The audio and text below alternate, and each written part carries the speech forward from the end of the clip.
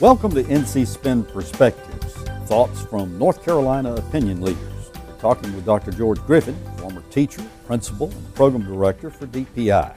Thank you, George, for being with us. George, so far we've talked about making pre-K available or perhaps mandatory for all students, abolishing perhaps the 12th grade to pay for it, doing away with grade levels in kindergarten through grade 5, making middle schools thematically centered, perhaps maybe even year-round. We want to talk about your concept for high schools. I was intrigued. You like small schools, again, theme-centered, with virtual education being very strong emphasis. Tell us about that. Well, we have a lot of small schools here in North Carolina, theme-based schools, high schools.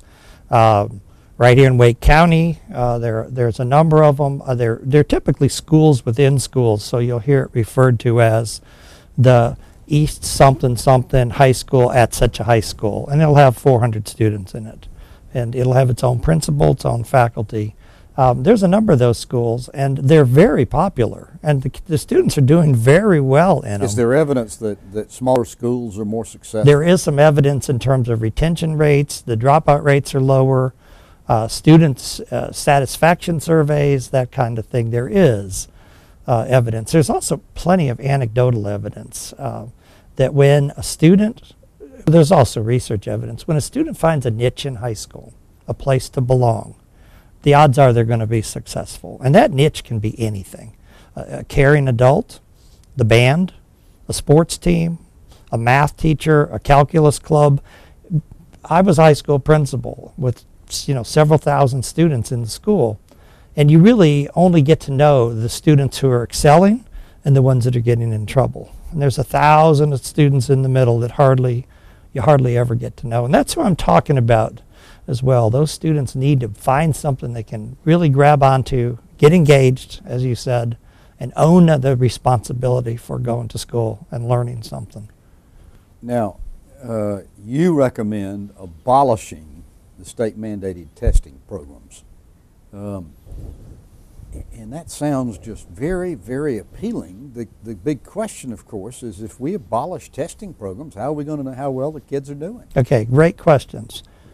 And I would say abolish testing program as it exists today. First thing is, when you're going to set up a testing program, ask yourself, what information do we want to get and what are we going to do with it?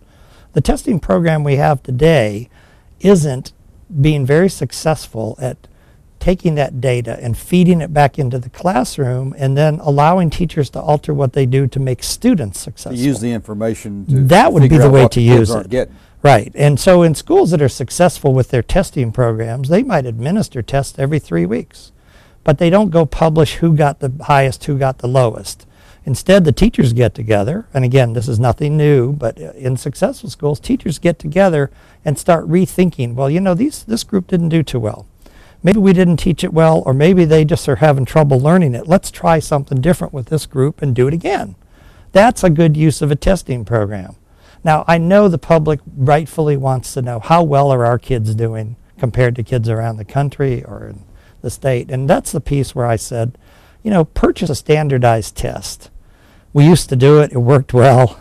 It's as good as the tests we have now. Like the old California Achievement Test. I'm not endorsing a test, but yes, exactly. Now, you also, like everybody else, say we got to pay teachers more. We got to pay them as professionals.